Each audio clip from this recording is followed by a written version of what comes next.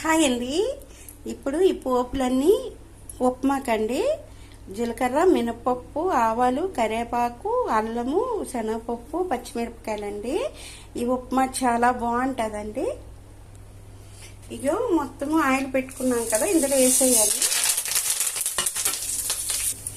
ఇగోటండి బాండి పెట్టుకున్నాం కదా, 1 కప్పు రవ్వ పచ్చివాసన పోయిందాకా వేపుకోవాలి. ఇగోటండి ఇలా వేపేసుకోవాలి. ఇగోటండి పోపు వేగిపోయింది. మనం ఏ కప్పుతో నూక తీసుకున్నామో దాంతో 3 కప్పులు నీళ్ళు వేసుకోవాలి. ఇగోటండి ఉప్పు వేస్తాము, మరుగుతున్నాయి కదా, మరిగినప్పుడు కొంచెం పాలు వేసుకోవాలి.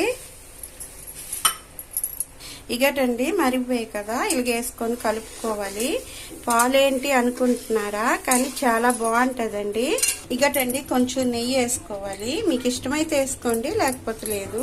ఈ కంటాస్టీ వస్తే ఆపేసుకోవాలండి.